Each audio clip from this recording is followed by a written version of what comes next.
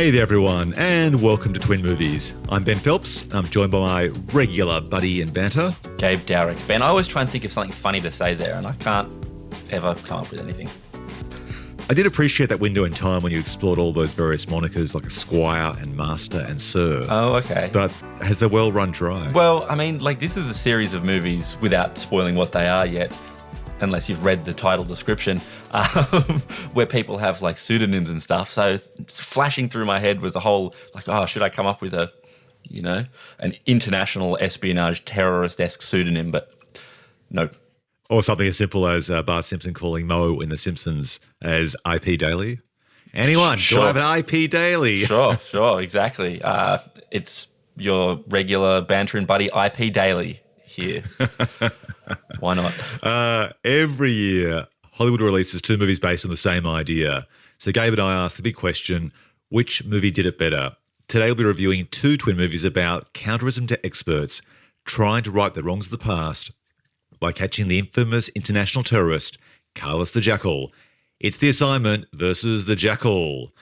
Let the counter-terrorising begin?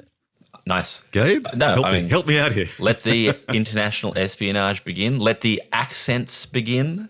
Oh, don't get me started on the accents. No, we're going to get you started. Before we do, let's kick off this episode with an overview of these twin movies and a flashback to our first encounter with them.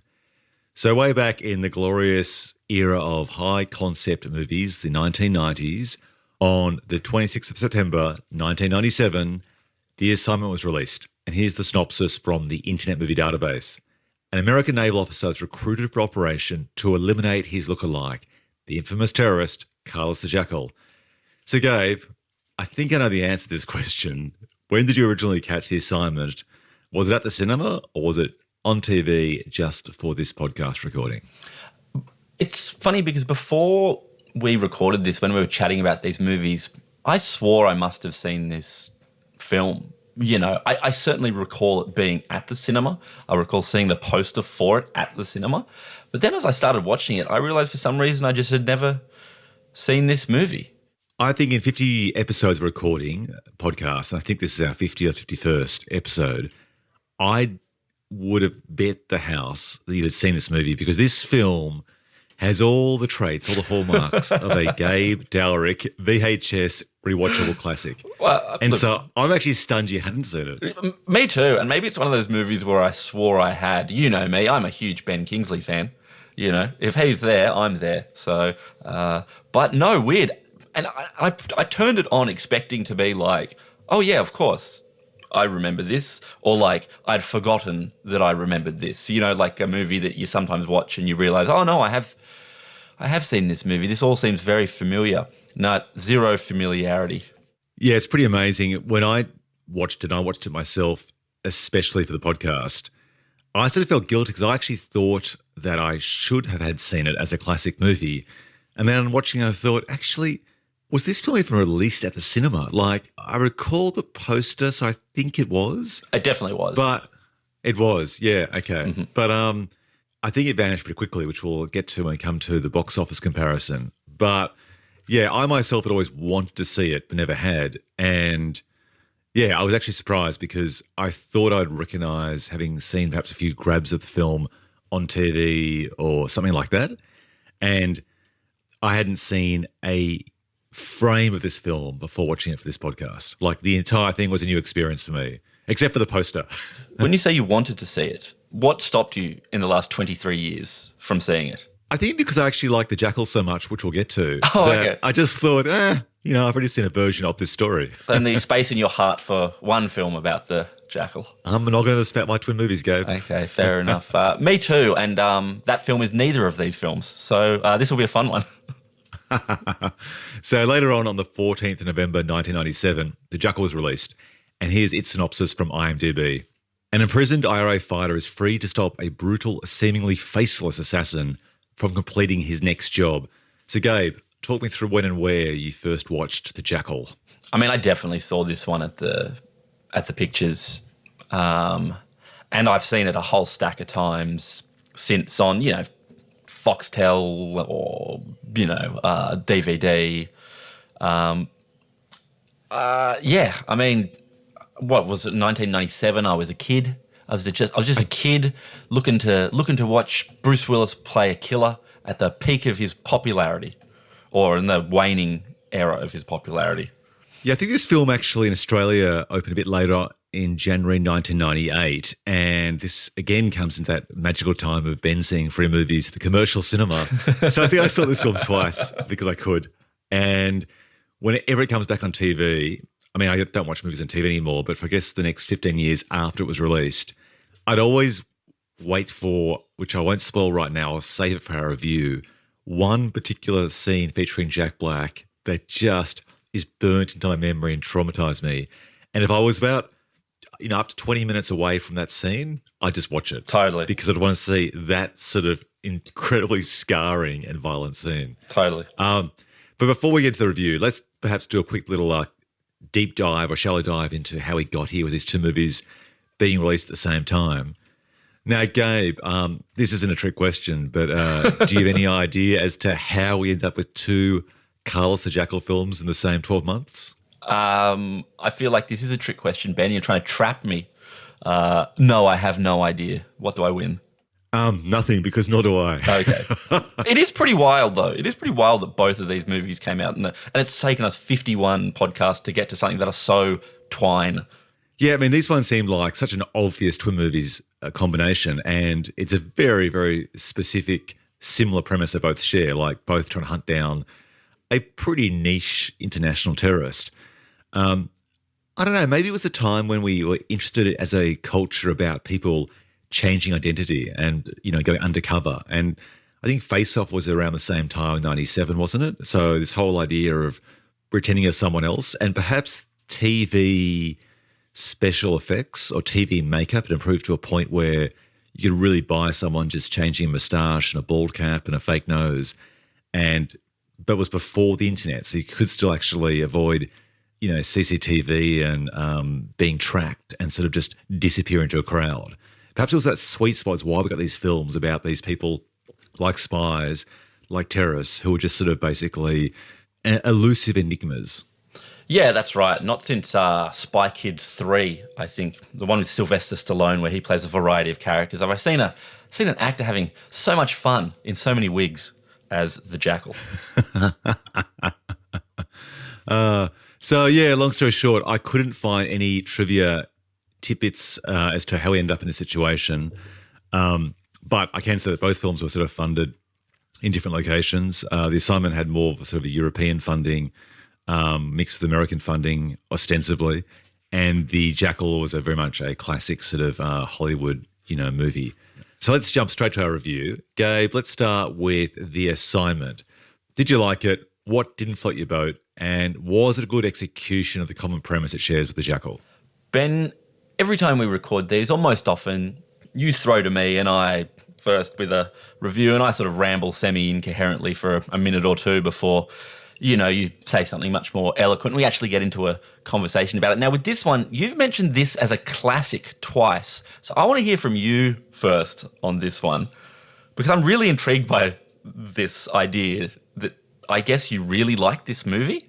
Sorry, Gabe. You're looking too hard for an answer there. I've just used the same Google Docs template, copy and paste, which includes the word classic. And so I actually am not in a very considered and sincere way considering The Assignment a classic movie. The Jackal is. The Jackal is. Okay. Well, then, nonetheless, why don't you tell me what you thought of The Assignment? Well, first of all, I think we should just say that The Assignment is a film that, even though we both think we saw it, clearly does not exist in any way, much like that Kazam or Shazam movie, or the Bernstein Bears versus the Berenstein Bears. Right. Because on IMDb, there is one entry under trivia which is based on a true story. And you can see a film from the Disney Channel, like a kids' movie from 1963, that will have 1,000 trivia entries. Right. Spending a lot of time looking up kids' movies from 1963 on IMDb, are we, Ben? And this one has one. So right. I guess the first observation, just as a general point, is I'm amazed how this film is just not even a blip on the radar at all in the cinematic landscape. Totally. As the film itself, let me say, I really enjoyed it. I thought it was much better than I'd expected.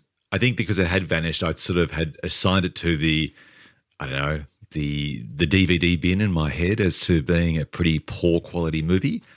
I actually thought it was really well made, and like massive props to the director. What's his name? Christian Duguay, a European fella. I think he's French. I thought the film was incredibly stylishly crafted. It opens with a sex scene at the start that takes in the best of flowing chiffon curtains that Tony Scott seems to love. And because it actually, I assume because it's been made or directed by a European, it definitely leans into the sex, which a British American action film wouldn't do. Totally. I appreciate that. Like, nice. why can't we have a movie like Taken or an action movie that actually has swearing and sex of the same level? Yeah. Like, yeah. You'll never hear someone drop the F-bomb in a John Wick movie, or not drop it once in the movie because they're allowed to. And you won't see any sex beyond kissing or, maybe sex with a bra on occasionally. This is like, no, we're going to have breast nudity, we're going to have actual depictions of sex, and not in a gratuitous way, just as two adults on this journey in this story. It just felt naturalistic and, I guess, for more of a mature audience. And I didn't actually like the depictions per se. It was just more that I respected the fact that it felt like an adult movie for adults. I mean, in the 90s, the category of film, erotic thriller was still like a legitimate movie, like you still had your Basic Instincts and your Wild Things, Oh, you nailed it. You're right. That was the era where many teenage boys around the world came of age when they watched those types of movies. Pun intended. But like it was still, legit, and oftentimes I have rued the sad disappearance of the erotic thriller as, films become increasingly kind of, I guess, chaste. I mean, a lot of that sort of TNA and stuff has moved to cable, right? Like, Game of Thrones was packed full of it. But you're right, it was nice to see just a little bit of action on screen again. Do you think, Gabe, that's what happened? Because if we just do a quick little segue here in terms of whatever happened to the romantic thriller with the femme fatale and those films you referenced are perfect examples like Basic Instinct. Do you think the baton was handed to TV, mainly to HBO TV programs around the same time? Or do you think it was just the birth of, the internet and online porn or something that kind of like distracted people? Because Game of Thrones, for example, and all those various HBO TV shows definitely had pretty impactful depictions, as much as you could have on a cable TV show. And since then, we've barely seen any kind of like erotic thrillers, unquote. And much like how R-rated comedies have kind of surged and disappeared at the cinema over various times. Like, do you think that was it the internet? Was it TV? Or did we just sort of move on as a culture and people didn't need to get their fix in that way? I mean, it seems like an obvious answer would be, oh yeah, of course, it was the internet. But given that a lot of that stuff just moved to TV anyway, it's not like the danger of being, screen capped and living forever on, MrSkin.com or something. I mean, that still exists. So while that might seem maybe like an obvious answer, I guess that's not. I don't know. Maybe it's just people don't want to go and sit in the cinema and watch Sharon Stone uncross her legs anymore. I don't know. Like, I'd love to know more, read a real, deep dive insight into it. Because I think the answer is maybe more complex than just, Twitter is full of prudes now who want to, shame people for enjoying movies that have sex scenes in them. Yeah, I sort of feel that if we were to perhaps track the evolution and disappearance of certain movie genres at the cinema to perhaps say various political parties getting in and key points in history like where that kind of defined culture, like, for example, 9/11 or whatever it might be, I wonder if you could kind of like see an association where the focus for the community has shifted. It was just a generally more conservative time, or something might have been seen as more flippant given the uncertainty and fear of a certain time. So, Wait, yeah. 9/11 did this? No, I'm saying if there were points in time that did that. Like, Fuck. Well, it's like, for example, what will be the effect of the pandemic? There'll be a whole genre later on, and will it just be like more zombie films, which we're already doing, or will it be something else entirely, and it'll be this delayed way of handling the idea of isolation and death or something like that? Or Totally. will everyone lean hard into comedies because they want levity? I mean, maybe that's it. Maybe when this current sort of trend of giant corporate tentpole kids films that adults can enjoy too ends, it'll swing back the other way and it'll just be like Fuckfest 5000 at the cinema. You have it there. That's Gabe, our crystal ball gazer. Yeah. So back to the assignment. I mentioned, for example, some of the stylish depictions of that opening post-coital sex scene at the very start. There's also this other particularly unusual camera flourish that director does where, do you remember the very start when, spoilers for the assignment, we see Donald Sutherland having a coffee in a cafe and Carlos the Jackal enters and throws a grenade and explodes. And he throws the grenade and the camera follows the grenade from his hand down 2 stories to the cafe where it lands. And you saw almost the identical camera trick that Michael Bay used in Pearl Harbor, where you see a bomb drop from a plane. Sure. And the camera follows it down. And I recall when I saw that shot, it was like basically a POV of a chasing bomb after the first bomb. And I recall when that film was released at the cinema, this is Michael Bay's Pearl Harbor, he was criticised for trying to basically do a version of Titanic with war and having those stylistic flourishes that took you out of the movie. Right. Because you became very aware of the camera. I just thought it was very interesting seeing this film in 1997 doing something that felt like you might have seen in a music video or perhaps a TV commercial, but it didn't feel like a cheap execution. It was like something they'd spent a lot of time crafting. Ben, to give it style. This was a cheap execution. That sequence, and I get the budget, and it's tough to compare it to, Pearl Harbor is a piece of shit movie, sure, but like the filmmaking in it is pretty good.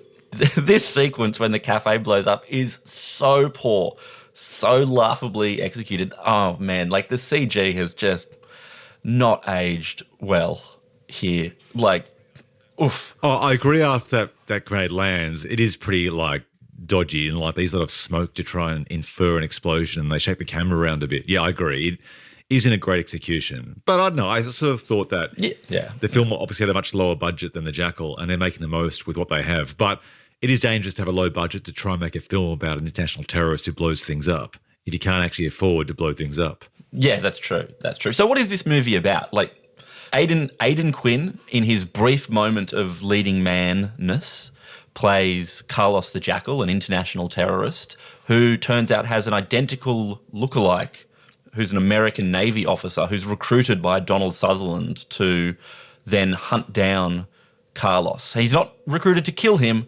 He's just recruited to have the Russians capture him. Yeah, this feels like one of those difficult plots like in Batman v Superman or, where it's like it's step 1, 2, 3 to 73. And it's like, wouldn't it have just been easier to say, we want you to connect with his ex-girlfriend, get her to confess something, and then we've got evidence on him or something like that. Or we want you to set him up in some way to draw him out and then we'll kill him. Yeah. But this whole idea of getting the Russians to somehow lose trust in him and then they doubt him and then the idea is that the Russians will kill him on behalf of the Americans, it does seem unnecessarily complicated. Well, I guess they've snookered themselves a little bit with this film because, like you said, the single piece of trivia on IMDb is based on a true story, which strikes me as total horseshit. But because Carlos was not famously killed by an identical twin guy recruited by the CIA, they sort of have to work backwards from a kind of boring ending. Yeah, in fact, Gabe, I watched this movie 2 weeks ago. I can't even recall what happens at the end. Well, spoilers. Aidan Quinn as the, Navy guy turns up somewhere and does something, and then the Russians turn up and they don't actually catch Carlos because then he fakes his own death and the last scene is Carlos reading a newspaper clipping about him being dead. I don't know. It's That's right. And our American agent has been reassigned in witness protection to a beach somewhere with his family. yeah. And so the whole thing's like, why did we bother? Yeah, exactly. Like there's no victory at all. No. In fact, Gabe, didn't you expect to have coming an ending where basically, a bit like, say, Face Off or something, the wife kisses her husband and he, squeezes her butt or something or Yeah, totally. does something uncharacteristic and you go, oh, That's right. So maybe they killed the wrong person after all. The Alien Covenant. Which one is Fassbender? Oh, who knows? Exactly. Yeah, I did expect something much more stupid because at least that would be entertaining. Hey, I'll tell you something I found about this movie, right? So they spend a bunch of time setting up Carlos, played by Aidan Quinn in a terrible wig with a terrible accent. And they borrow a couple of things from the actual Carlos, the Jackal's backstory, bombing a cafe and sort of taking over some kind of Libyan petroleum, embassy thing. Then they find Aidan Quinn's lieutenant commander, Hannibal. I guess it's Hannibal without the H, but Hannibal. And then about an hour of the movie is just training him. It goes on forever, them training him. Donald Sutherland and Ben Kingsley sending through all these training exercises. He's got to shoot guys with paintballs. He's got to remember things in a room. He's got to... What else does he have to train for? Eating porridge. He eats tons and tons and tons of porridge. I don't know what that's for, but... Oh, they explain it. Actually, that was quite clever because I was thinking the same thing, like, why is he eating porridge every day, nothing else for 3 weeks, and then he loses weight, of course, and so on.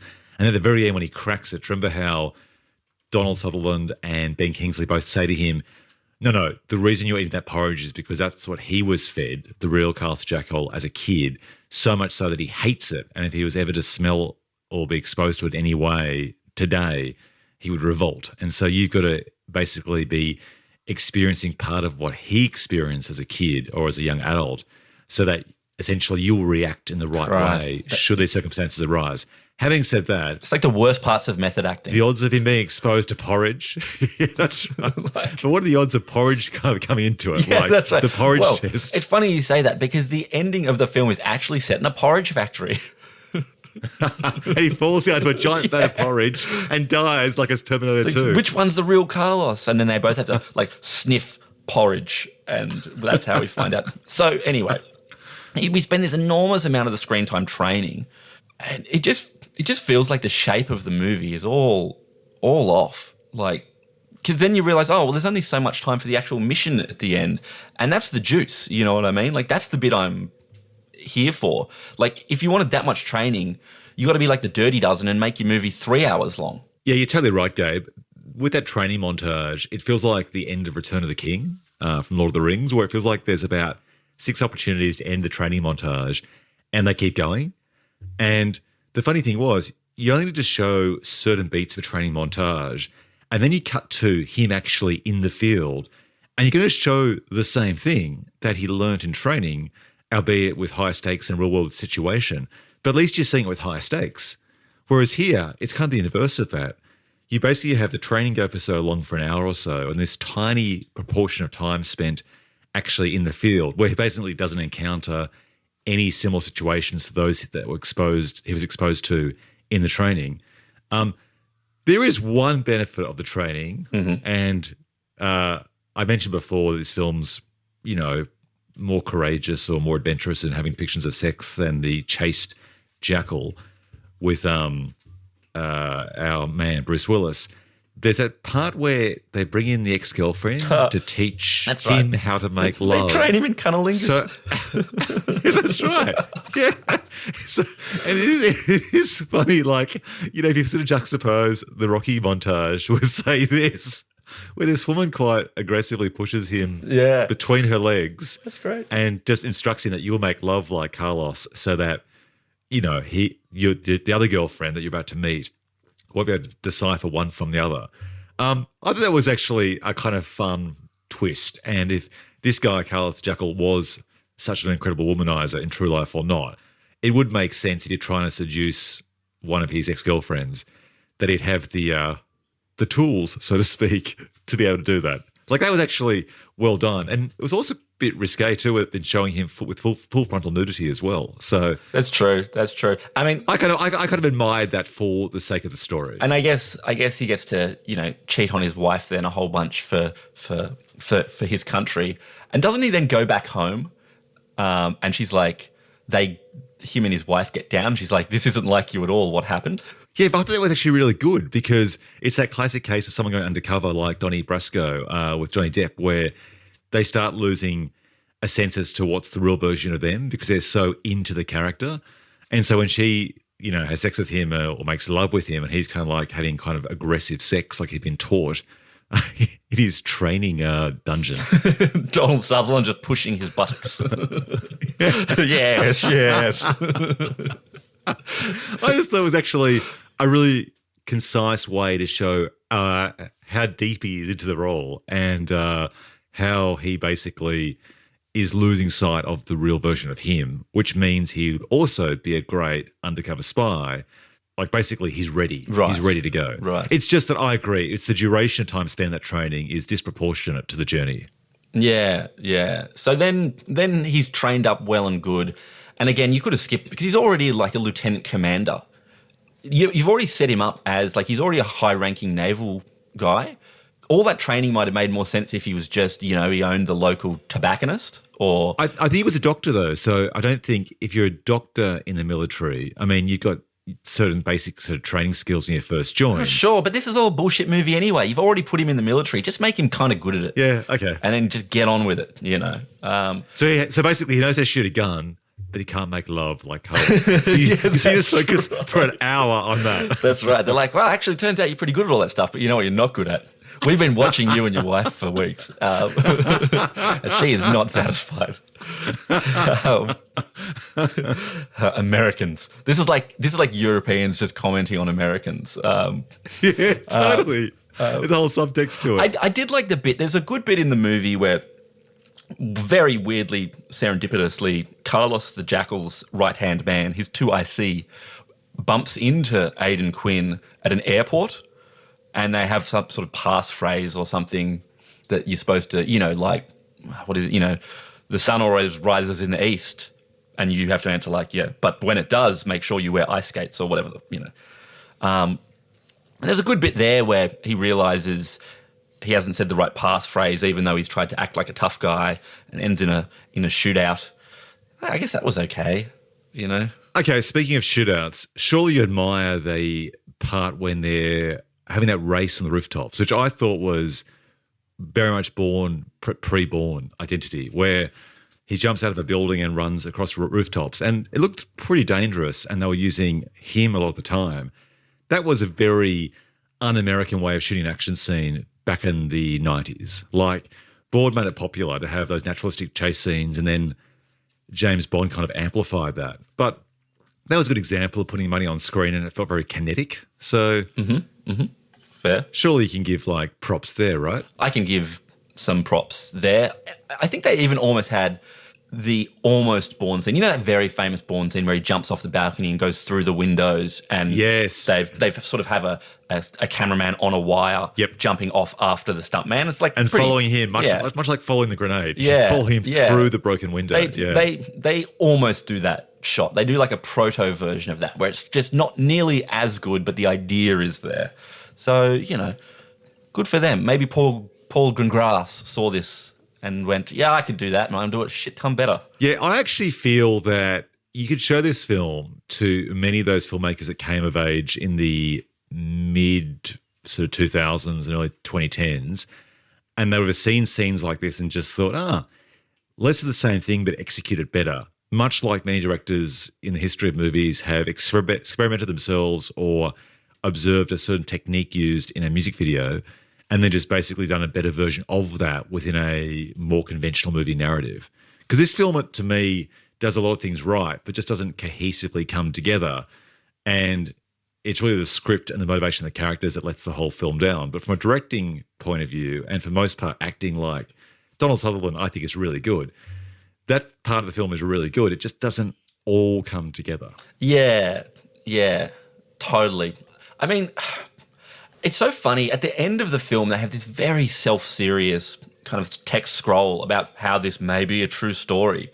And it's like, guys, your idea is so stupid that some random guy looks identical to one of the most sort of historically famous terrorists of all time. It's like, just lean into how dumb this is. Don't try so hard and make it just, if they just, I don't know, turned it up by 20% more, I think it would have been a much more fun idea. Yeah, it's funny you say that because I actually would appreciate it being more grounded. So for me to have turned up by 20% in terms of perhaps the aspects of the script might have actually taken away. It depends on how they would have turned it up. I think, for example, bring a lot of the drama and the stakes forward earlier in the story would have been much more interesting. I've got to say one thing which really intrigued me and also annoyed me is that this film to me seems like a prototype of one of my favourite films of all time, Spy Game by Tony Scott with Brad Pitt and Robert Redford. Oh, yeah, okay. I love Spy Game, but if you think about it, it's very similar. You've got an established CIA or intelligence expert who has a job of recruiting someone from outside conventional channels, trains him up, brings him into the game, and then basically tests him in various ways before releasing him. But the young, unconventional spy kind of goes a bit rogue by falling in love or, following his heart, not his head, and therefore jeopardizes the entire mission. And then at the very end, kind of comes back into the fold and does things on the terms of the established spy, but also on his own terms in a way that he can still walk away at the end and have a life and not be part of that world. Yeah. Yeah, totally. And I guess just on you wish it to be more grounded, I suppose then you probably need to, I don't know, he needs to get some measure of surgery or something to look exactly the same. It's just so goofy that, yeah. I mean. Yeah, I agree. I think there's probably, I'm sure if we went to Reddit, there's probably some sort of statistical analysis that, out there with however many billions of people on Earth, there is someone who actually looks identical to you. There's actually like a website or an Instagram feed or something, and they actually have these people that do look similar. And I saw a TV show recently that my kids were obsessed with where they actually had people who'd found each other from all over the world and they looked incredibly similar. And experts had to basically ask them questions, check their DNA and all sorts of things to see which people were most similar. Like, I guess they were called something like not twins, but twins. Right. And it was interesting. I did find it fascinating, though, that this show would have chosen the best possible not twin combinations for the sake of making a really good show. And of those 6 different couples, only one actually looked like they were twins. Like, a few of them looked quite different to each other, I thought. So, yeah, I think perhaps just having, say, your ears tucked back or your nose trimmed or whatever would be an easy way of doing it. But, yeah, perhaps on that note, speaking of crazy outfits and costumes, should we jump to the Jackal? Well, just before we do, because this will be something that's common about both, just Ben, rate the accents in the assignment for me, because we get a lot of them. Yeah, look, I don't know. I feel kind of torn because Ben Kingsley to me is an actor who I respect so much, but I think for most of his career he works at 20% more than he needs to. Everyone goes along with it. It's a bit like Daniel Day-Lewis, who's won 3 Oscars and is the most crowned Academy Award winner of all time. Everyone loves him a lot, and I always find he's always about 20% or 10% too much. And Ben Kingsley's kind of similar. Is he doing an Israeli accent? I think he is, or that's certainly the background of his character, right? Yeah, I think he's a Mossad agent, right? I mean, Ben Kingsley has a suite of accents that he likes to deploy, and this is certainly one of them. What do you think? I mean, Donald Sutherland's just doing him. He's fine. What about the Colours the Jackal accent by our lead character? Terrible. Just terrible. Just awful. And his wig. It's like a sort of SNL sketch or something, isn't it? He's got like this long Jerry curl wig thing. Not Jerry curl, like ringlets. Like a weird Al Yankovic hair. Yes. As well. Yes. Yeah. It looks like, he almost looks like when Aidan Quinn is dressed as Carlos, he looks like he might be in like a Weird Al parody, like just because of his like beret and his wig and his goatee and his very silly accent. I mean, and then I guess with Ben Kingsley, I think you're right. Like he does like to dial it up, and you say maybe he goes 20% too far. But the thing is, when he goes 200% too far, he's awesome, like in Sexy Beast. So it must be hard for him to modulate how much is too much Ben Kingsley. Yeah, see, Sexy Beast I love, and I think he's the best thing about Sexy Beast. Yeah, I don't know. I mean, it depends also on the delivery as well. In this film, he delivers his lines seemingly intentionally quite flatly.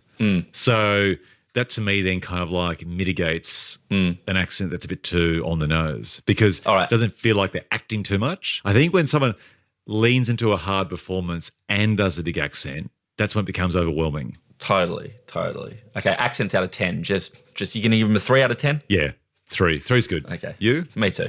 Yeah, 3. 3 out of 10 for the accents. All right. So let's switch lanes and switch accents to our detailed review of the Jackal. Gabe, what did and didn't grind your gears, and was it a better version of the same concept than The Assignment? Well, I mean, you've totally thrown me, Ben, with this classic thing. Now I just don't know what to believe. So is The Jackal a classic? I would say no, but it's very entertaining. Can you be a guilty pleasure and a classic? Because that's my predicament here. Because this film, I find this film like a bad takeaway meal. I enjoyed it at the time, but I feel a bit dirty afterwards. I feel a bit bloated. The film has so many flaws, and on some occasions it wears those flaws on its sleeve, but I still like it.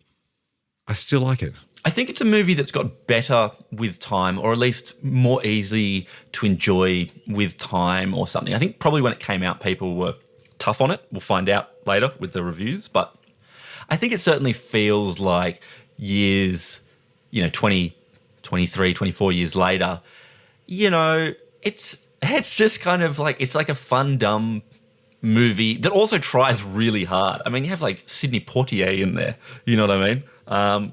Sidney Poitier's acted in like 20 films in his entire life or something, and this is one of them. I think it's his last film. So good. Like, it's quite bizarre. Like, he has these stretches in his career where he doesn't act for like a decade on screen, and then he comes back and does The Jackal. It's quite bizarre, and I actually like him in this film, and you can just see the logic of this, right? You drop someone of his credibility into the movie and just elevates it, or that's the intention. In this case, I actually think that works. But it is kind of strange to see this classical actor who just, to me on screen, has so much kind of gravitas, juxtaposed with the Irish accent, speaking of accents, of Dickie.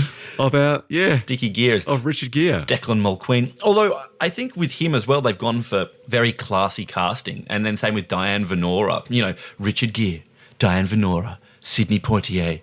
I mean, drop Bruce Willis from that. And if someone said to me those 3 actors, I would not go, oh yeah, that's going to be a kind of like dopey action thriller about The Jackal. I'd be like, oh, that's going to be some sort of like, Touchstone Pictures proudly presents some kind of, You know the reason why, though? Right. Because this is the casting of uppers and downers. This is the window of time where it appeared that Bruce Willis was falling asleep a bit on screen. He's your downers, and so they've added a few uppers to try and equal the film out. Is this a thing that you've invented, uppers, like the casting of uppers and downers? No, it just came to me just then, but you think about it, right? I like it. When was The Sixth Sense? That was around the time, 98? So this is the part where people started making... No, this was it? Wait, was this before? No, this was definitely before The Sixth Sense. Sixth Sense 99, right? Yeah. Yeah. So it was around this time, though, that Bruce Willis started appearing to be a bit kind of like sleepy on screen. And at first, for the first decade, you sort of interpreted it as being a very contained, withheld performance with a sort of quite smouldering intensity or an internal conflict. And then after these films came out that he made in Bulgaria, where he'd turn up on set for 2 days and shoot, 12 of these movies a year, people started thinking, actually, maybe he's just sort of like not kind of like putting the same energy he did with Die Hard with his crazy, on-screen vitality. What do you think? I mean... Sure, I think... It works in this film for a cool cucumber, I think. Oh, in the Jackal, look, I think it looks like he's having a reasonably good time in the Jackal, but yeah, I mean, this was after Like what? North? Remember that movie North? And he was in that. Speaking of erotic thrillers, he was in one of 1990's best or worst, probably worst, Colour of Night, where you got to see his little Bruce Willis, his little Willis. And so look, I think it looks like he's having a pretty fun time. He gets to wear a lot of wigs, and the wig work is better than The Assignment. And he gets to do a lot of accents, so he'll do like play different characters, different sexualities to varying degrees of success, I guess. But I don't know. It is just funny just seeing the sort of classiness mixed with the, what's the opposite of classy? Classless. It's not really the word I'm looking for, Unsophisticated. Yeah, okay, sure. Lacking in nuance. Yeah, sure, totally. Okay, you just brought up a few points there. Can I just put a few pins in these to hit them off one by one? Let's start with pin away. Let's start with just the casting of the role and the opportunity. Now, if you're an actor and you've got a chance to star in any film where you get to wear a mask or a wig or put on accents and transform, right? I'm thinking James McAvoy in Split. Oh, yes. I'm thinking Nicole Kidman wearing a fake nose in playing Virginia Woolf or whoever it was. Or whoever it was, sure. She won an Oscar. I can't recall which movie it was for, but that was a thing. Like, it was such a thing that was parodied on many comedy programs, like the idea of wearing an outfit or a costume or acting like a certain personality to win an Oscar. In fact, I think we're both thinking of Tropic Thunder, where there's a whole gag about, trying to win an Oscar and play certain characters. Mm-hmm. And if you're Bruce Willis and it's like, right, I get an opportunity to basically put on a fake nose, put on a fake hairpiece, which is good because he was kind of balding anyway at that point. So it's like, this is great. I can kind of wear it as part of the character and just as a chameleon transform from character to character on screen. And it's in an action movie. And you're with, say, in this case, Richard Gere. So you got like another credible actor across the table from you.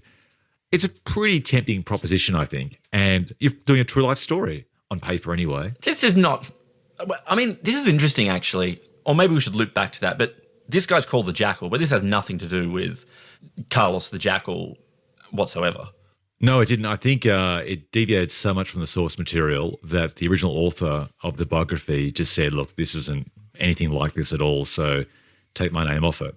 And essentially they just took the name, the Jackal, which I think at that stage in popular culture had sort of become identifiable as, a chameleon terrorist that was once based on that particular person, but then became sort of like a moniker for, one of the scariest terrorists at all time that can just sort of, like in a movie, vanish into a crowd. Yeah. I mean, I've seen the original The Day of the Jackal, I think 1973 or something. And it's also not much to do with Carlos the Jackal, but this has just as little to do with it as either. They just made shit up. Yeah. And I don't think the audience in 1997, 98 really cared that much about it anyway. Totally. And I don't think, many people turned up to the movies thinking, oh, excellent, I want to see a really authentic portrayal of the true life character, Carlos the Jackal. But let's go back to, you mentioned a few things like he played different characters, different outfits and whatever. I mean, just Bruce Willis himself, do we like him on screen in this performance? Is he doing a good execution of this type of character compared to what we saw in The Assignment? Yeah, I think it's much better. And maybe it's because he gets to play more characters. Like in The Assignment, he's got to dress up and be one guy. This doesn't have a sort of plot mechanism where the character has to dress up like the other guy. It's not like Richard Gere is going undercover as Bruce Willis, So it's pretty fun every time, they have a scene where they'll be at an airport and the camera will pan up and, there's Bruce Willis and he's got long blonde hair. Or the camera will pan up and, there's Bruce Willis and he's got like a Fu Manchu mustache. Or pan up, there's Bruce Willis and now he's a fat guy. Like, if nothing else, that's entertaining. That's entertainment. You know what I mean? Yeah, and what I love about it is it's in an era where you can do those movies and people can go through airports with paper passports and just try and convince someone across the counter at passport control that they're the real person that they say they are on the passport. Or you can go through train stations, you can go to gas stations, and we don't have the face recognition that we actually have on our phones right now. So people can't profile and track you. It was a magical time for storytelling, much like That's right. pre-mobile phones, where That's right. you could have these stories that wouldn't just be solved in 2 seconds using the internet, facial recognition, some database of, DNA. People could have a journey. And I miss those days of storytelling because now it feels like every movie you do these days is like Michael Mann's Black Hat, where you try and jazz it up. But really, if in the real world, it'd just be someone sitting at a monitor and a screen, just trawling through data. Are you suggesting that Chris Hemsworth's portrayal of a hacker is less likely to be, handsome, funny, buff Chris Hemsworth and more, I don't know, who do we say? DJ Qualls. Yes. Yes, I am. Yeah. Statistically. Yeah, but statistically. But we just talked about wanting, a degree of eroticism in movies, and I don't want to see DJ Qualls bang on screen. I mean, which one is he? Is he the guy from Road Trip? Yeah. And look, I'm actually sorry, DJ Qualls. That's actually a mean thing to say. If you ever make a movie as part of the next cycle of Fuckfest 5000, I'm there. Tell me, we talked before about, costumes and accents. This film does something quite daring where they have Bruce Willis, and when I say daring, I mean daring for a mainstream American movie. They don't have any nudity at all. Mm-hmm. They don't have any sex. It's all about violence, and some of it's pretty graphic for a movie at the time. Like, we'll get back to the Jack Black scene, but a sort of scene they wouldn't show in a film now made with these stars at this budget.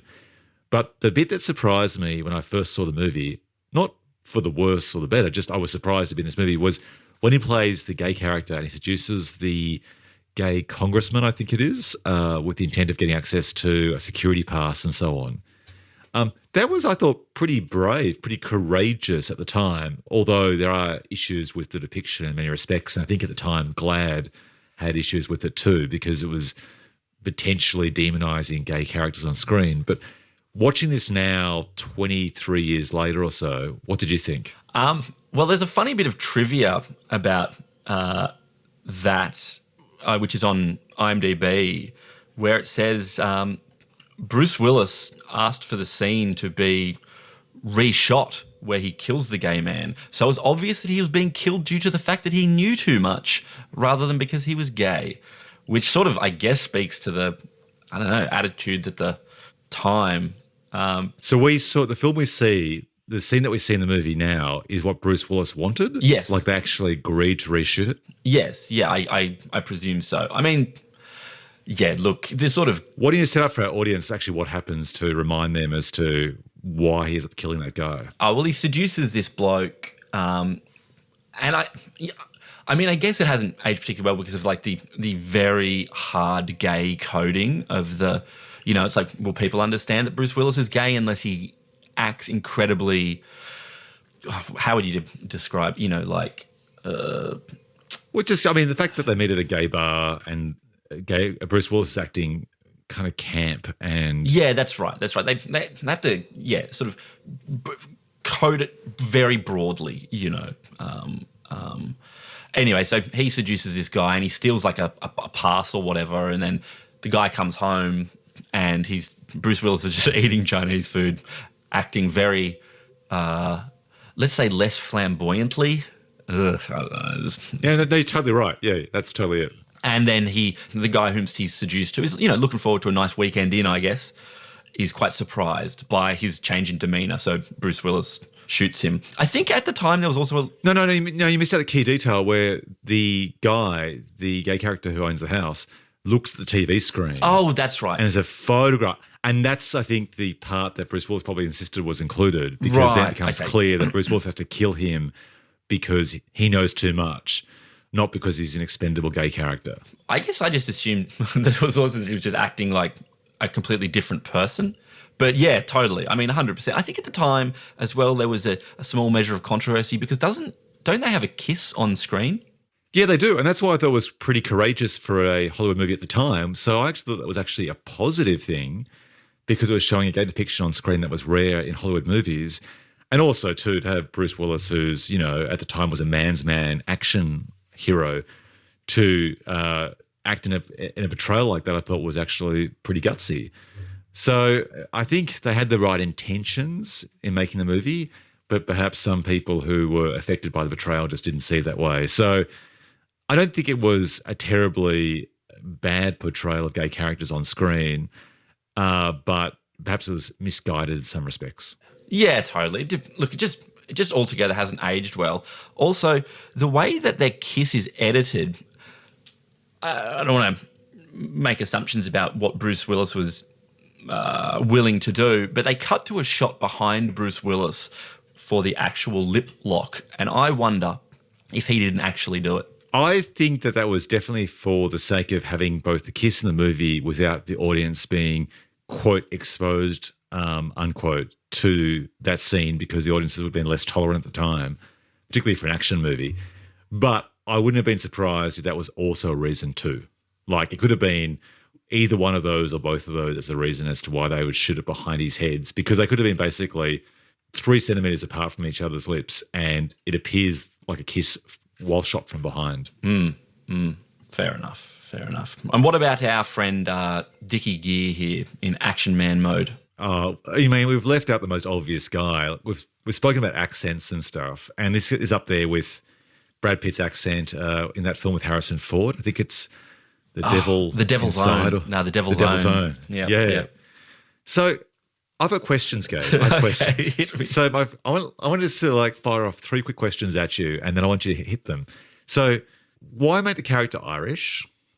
Why cast Richard Gere to do that Irish accent?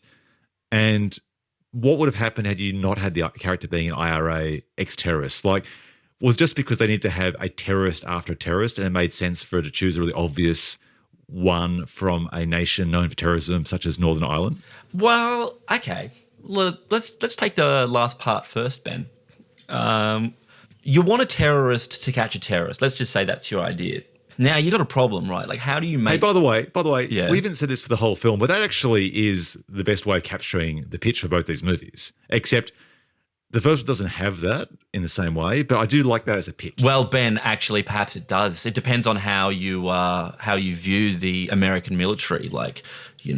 That's a conversation for our other political podcast. But you're right. In this case, so they want a terrorist to catch a terrorist. Oh, do they say that Richard Gere's character has seen him?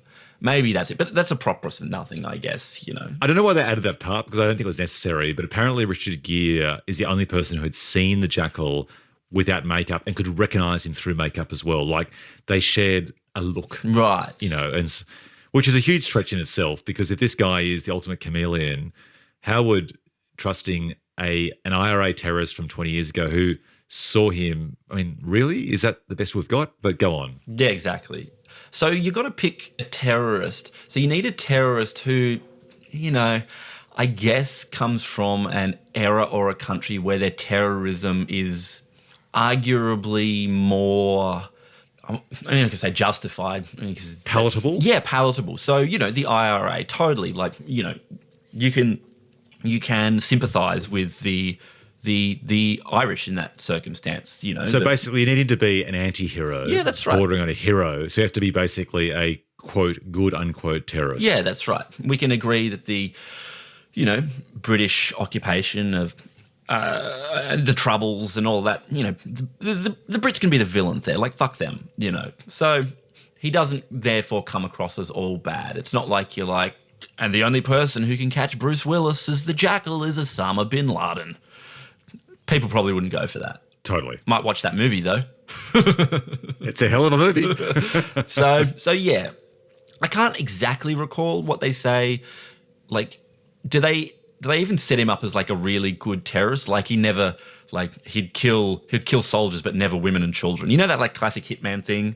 Yeah. That sort of always makes I think it's a line they use in Den of Thieves, which is a bit of a heat light heist movie where they shoot some cops at the start and they go, we're cop killers now, but they still only kill other suits, as in other military people or uniform people. Yeah, they don't. It's like a sort of theme. You kill other Civilians are uniformed people. off limits. you know. Yeah, exactly.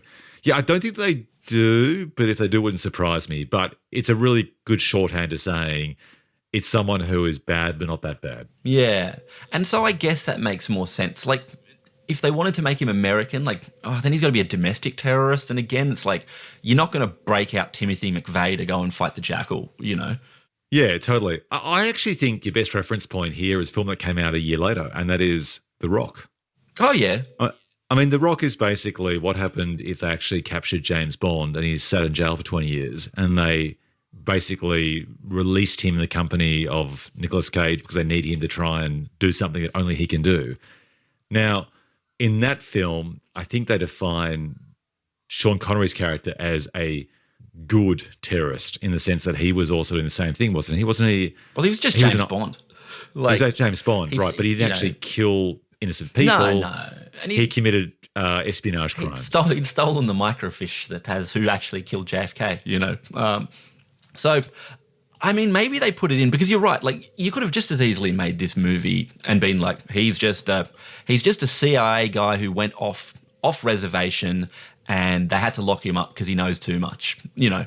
So he doesn't even have to have been responsible for a current and ongoing, you know, from a current and ongoing, you know, terrorist organization or whatever, or, you know, allegedly, supposedly, whatever, however the fuck you want to call the IRA there. Maybe it's just Dickie Gear wanted to do an accent. Maybe he just came in with some big ideas. Like, you know, they sat him down.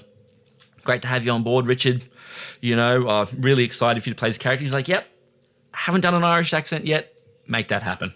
Yeah, possibly, because you hear so many stories where actors feel like they're being pigeonholed in relation to a breakout role. For him, it was Pretty Woman. And it's like, okay, I want to do the opposite of that. Make me a working class Irish terrorist. That's a long way from the character I played in Pretty Woman. And so potentially they accommodated that. I guess I put to you, Gabe, when we asked the question, is this movie or the other movie the best execution of this common premise? You go back to what we think would be what we'd do, and maybe the best execution is the third unmade film. And that is, you say, okay, you want to catch a spider with a spider, you want to catch a terrorist with a terrorist. We find a way to actually incorporate a natural accent, and we just somehow push past Dickie's, you know, big hunger for the Irish accent. And we say, well, we have, say, a retired national intelligence person like Sean Connery's age who comes out of retirement, right? Or what if, like, a good example would be this. Imagine you had Brad Pitt's character from Seven, right? And I want to step on our possible remake reboot, but you could have someone like that who has lost their family to this terrorist, like Brad Pitt lost his wife to Kevin Spacey's serial killer. And he's jailed because he did something like, you know, react in a negative way by killing people or something like that. And so they bring this guy out because they need this guy, this spider, to catch another spider. But at the same time, the great risk is that Richard Gere's character would kill the Jackal before they got a chance to prosecute him or something like that. Right. That could be a way you could do it without having to have a terrorist catch a terrorist. You know, basically, you mentioned someone who went off reservation. Same sort of idea. They went rogue in some ways or retired under bad circumstances, and they come out. I think they make him a terrorist in this movie because the theory is Sidney Poitier has to keep him on a short leash. He can't risk Richard Gere running away. And also, perhaps it gives him a chance of redemption. So it's basically meant to mean that this anti-hero becomes a hero, and that's his journey in the movie. Yeah. Look, I think filmmakers out there should just, when they're writing characters, just keep in mind that 23 years after the movie is made, someone might be having to record a podcast about it and don't want to have to, you know, get into the murky discussion about who is and who isn't a terrorist, and you know, I don't want to insult people whose lives are affected by the troubles, you know. So just keep it simple. Keep it simple. Help us help you. Yeah, that's right. Help me not make blunder into terrible mistakes. Okay, speaking of mistakes, tell me, what do you think about Jack Black's mistakes and the choices he makes in that scene? And I want you to set up for our podcast listeners who may have forgotten that particular scene or haven't seen it. walk the audience through what happens in what I think is one of the most violent depictions of an action movie in the 90s. Wow. Yeah. Okay. Fair.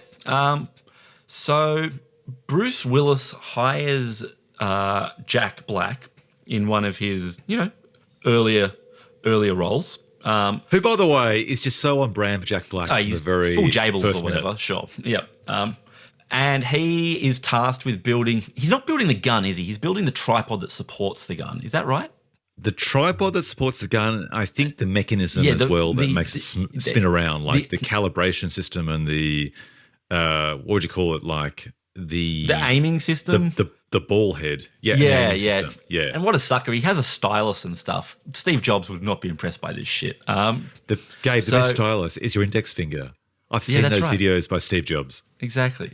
So then he delivers it, and Bruce Willis makes him run across a paddock, and then Bruce Willis makes him hold out his arm. Is he holding something in his hand? I can't exactly. Oh, yeah, he is.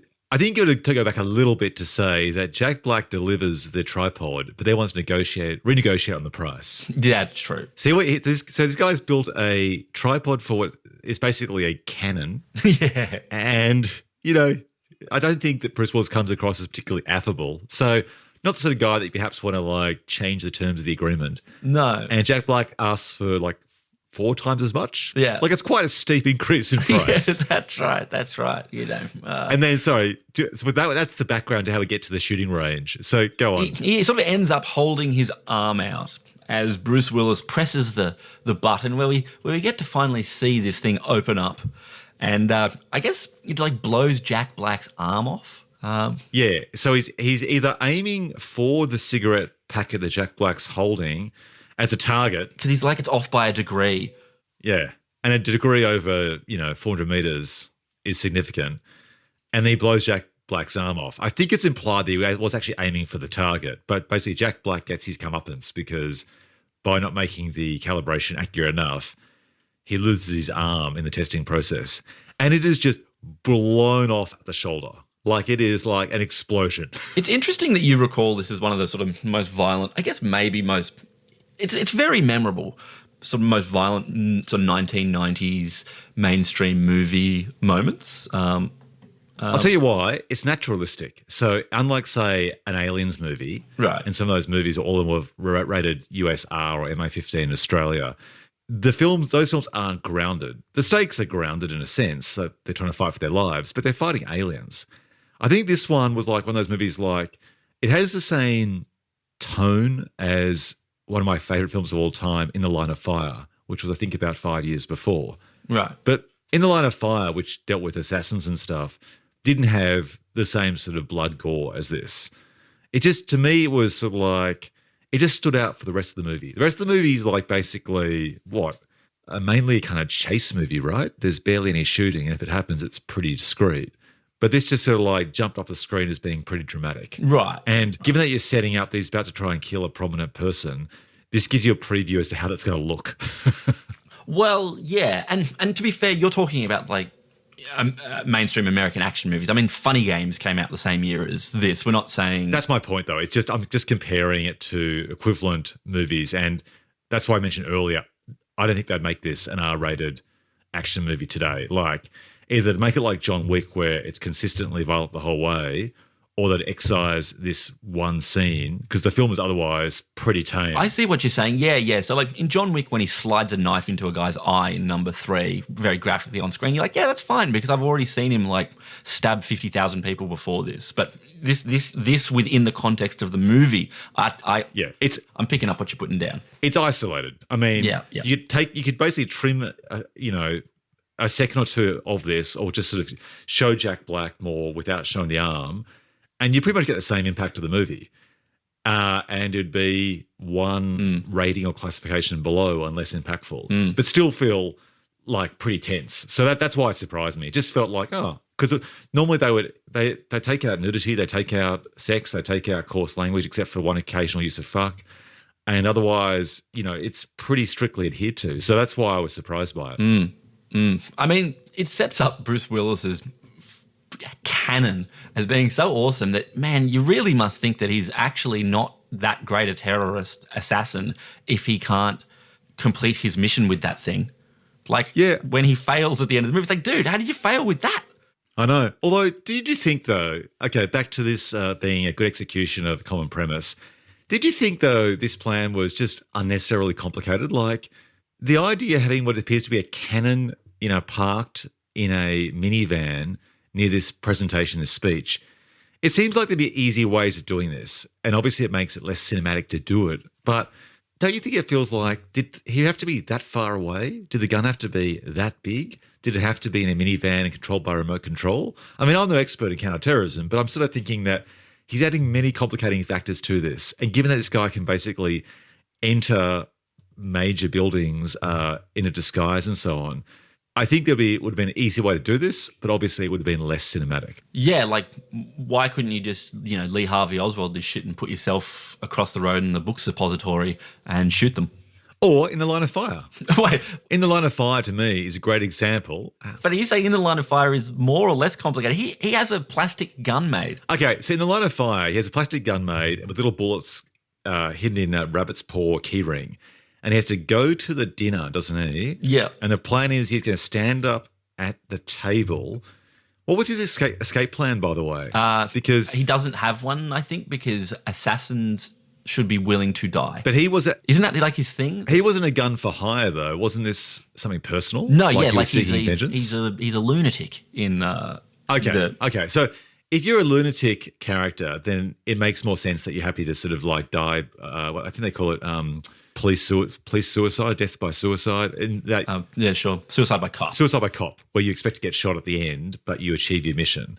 So I think, because we never actually see it happen, I think that's what he intends to do in that movie, which makes more sense. So you can actually get up closer to his target. If you're a gun for hire, which Bruce Willis is, you don't want to get caught. You want to make a clean getaway. I just would have thought, you gave the example before of, Lee Harvey Oswald. That just seems comparatively easier. Yeah, totally. But you're right. Maybe it's less cinematic, it's not as involved. And watching that big cannon thing, good times. Richard Gere's character, he's a bomber, right? It's not like he's an expert on giant Gatling cannons. Yeah, I don't think they actually ever suggest he has a particular expertise in weaponry that's relevant to this. It's more just the fact that he would recognise him across the room. Right. Now, just on Richard Gere's accent, he's not the only character in this movie that does a ridiculous accent. Diane Venora, playing Valentina Koslova, she turns on one of the most over-the-top Russian accents perhaps witnessed in film since John Malkovich's Teddy KGB in Rounders. Yeah, it is big, isn't it? It's it's very cliche. It's and the way she's dressed, it looks like she's walked off the set from a sketch comedy. Oh, that's great. She's got the scar on her face. That's not enough. She's got the accent. That's not enough. She's doing the very sort of cliched stoic Russian, never crack a smile thing. But spoilers, I have to say the movie suffers a little bit when she's killed off. Yeah, I agree. She's a different voice of reason in the room, isn't she? And because of her background, you kind of question if there's some sort of alternative motive that she has where she's running her own little sideshow terrorism scam going on. So I agree. It's a shame we lose her because she adds a bit of complexity to the various sort of evolving allegiances between the characters. Yeah. And even though it seems like I'm knocking her performance, hacking a bit of shit on it, it is one of those funny things where it's she's going for something, it's big, but then when it's gone, you miss it. You miss it. You miss it. And kids, what can they replace it with? Nothing. They get Matilda May, who sort of turns up as Richard Gere's ex-girlfriend or something or other. It's not the same. It's not the same. No, I agree. Now, we should probably start bring this to an end with our combined review, Gabe. Any notable similarities, be it a coincidence or rip-off between these two movies? Well, I mean, they're both about a terrorist called the Jackal. Yeah, nothing else jumped out to me as being particularly similar. I mean, there's no example where perhaps, Richard Gere is sending forth his girlfriend to seduce the Jackal or anything like that. I think besides that basic concept, they don't seem to share any similarities. Which film do you think has aged better?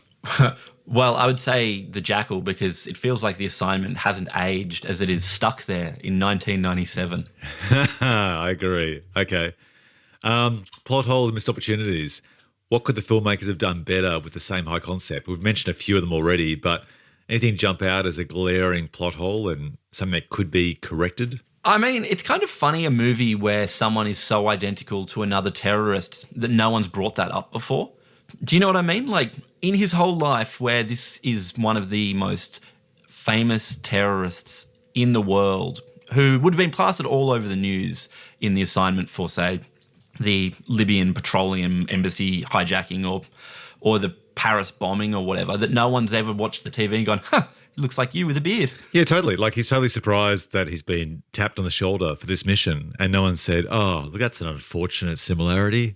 Yeah, I mean, don't you think, I mean, yeah, like it's pre the ubiquity of the internet or whatever, but bloody hell, they've had newspapers, they've had TV news. Like, I think you would know if you looked exactly the same as, you know, if I open the paper and it's like, here are the terrorists responsible for 9/11 and one of them looks a lot like you, Ben, I'd be like, that looks a lot like you, Ben. Yeah, totally. Like in 2021, I'd be making $15 to do a little cameo birthday song to someone dressed up as that character. Like I'd have a whole side hustle going on based on my similarity. Yeah, that's right. That would be weird. A side hustle based on, you know, you dressing up as, I don't know, one of the September 11 terrorists. I don't know who your clientele would be. But, you know, don't get between a man and his work. You know what I mean? So I think you've just basically cancer cultured me in an alternative reality. It's in a multiverse. Yeah, that's right. For listeners out here, Ben actually looks exactly like Khalid Sheikh Mohammed. I mean, that's unfortunate. And he looks exactly like him. You know that photo of him after he'd been captured? Wild hair, mustache, very hairy chest. That no matter that's how Ron Jeremy. That's Ron Jeremy. Yeah, totally. Oh, that's true. Okay, here's the movie. Ron Jeremy, although he's, you know, obviously a shitbag, has to go undercover. Yeah, and that's how he gets redemption. And he can only take one weapon with him. The one between his legs. Yeah, that's right. Hey, they're not going to need to train him like they do in The Assignment. Terrible. So, I mean, that stood out of me as one of those things. You buy it in the movie, but it's a big leap, isn't it? Like, it is. All right, let's jump to our trivia, mate, and our awards. So let's start with behind the scenes. Little did you know. So we've actually touched on a few issues that we have with this film, and some of this trivia will answer them for you, Gabe. So this is quite funny. After the filming of the movie of The Jackal, both Bruce Willis and Richard Gere reportedly vowed to never work with each other again. Of course. But here's the irony. They actually filmed most of their scenes separately. So when they'd actually would catch up with each other, they'd actually say, how's your movie going when they'd meet up? Because they just never actually worked with each other, which is quite weird because what's their issue then? What's the problem? Well, without stepping on which poster was better, The Jackal does have one of those posters where, you know, one actor's name, Bruce Willis's, is on the left and Richard Gere's is on the right, but ever so slightly higher. So you got to imagine that there was a lot of ego kicking around on this set as to like who's the lead? Yeah, totally. Whose movie is this? You know, totally. Now we asked questions about accents before. I'm so disappointed to know that both Richard Gere and Diane Venora worked with language coaches to develop their accents. Fire them. Oi. Yeah. No, terrible, right? Wow. How do you feel this was Sidney Poitier's final appearance in a theatrical film? This is? Yeah. Wow. This is what he went out on, huh? Yep. Well. Final movie. What had he done before? He should have gone out on Sneakers. Oh, yeah, that would have been a much better way to finish up. Yeah. And I mentioned earlier about the controversy about the original film Day of the Jackal, and it was actually the director, Fred Zinnemann, before he died, fought Universal to change the title of the film to The Jackal because he didn't want to have basically the reputation of his movie tarnished anyway. So I can understand why, because this film was a long, long way from that film. Yeah. Good luck though, mate. And like they're going to do that. Yeah. Well, it does actually still say it's based on a screenplay by him. A screenplay based on the novel by the author Frederick Forsyth. So they couldn't quite escape the heritage there, which is unfortunate for those two creators. But Right. I don't know. I don't think anyone's watching those two films back to back and complaining about one tarnishing the reputation of the other. I think there was 20 years between the movies. They're two very different beasts. True. All right. This is great, Gabe. Casting woulda, shoulda, couldas. So this is who else could have ended up in these movies. So Before you do the Jackal, Yep. the assignment, do you have any for the assignment? No, do you? Okay. Yeah, literally anyone. Oh, ouch. Ouch. Oh, man. terrible. Shots Okay. fired. Sorry. So guess what? Richard Gere was actually offered the role that Bruce Willis got, but he actually wanted to play the Irish terrorist instead. Okay. Yeah. Interesting. Do you reckon this would have been a better movie if they flipped roles? I think it would have been an interesting movie because Bruce Willis is great in the role, but Richard Gere without makeup is very charismatic. And, you know, he's definitely been portrayed in movies as a ladies' man. I think he could have physically transformed to those various characters, but perhaps by being a bit too attractive from the start, it looked a bit goofy. Whereas Bruce Willis, I think, has a face and a hairline that when he wears those various outfits and stuff, he probably looks more different than his original, like his actual self. Yeah. What do you think? Yeah. I think it's probably more fun to see Bruce Willis in a variety of wigs and stuff. Like, haha, look, he's fat now. Haha, he's got the curly hair. He's a hippie. But I don't know if you've ever seen the film Internal Affairs. It's this Mike Figgis movie from the 90s. Richard Gere plays the villain in that. Fuck, he's great in it.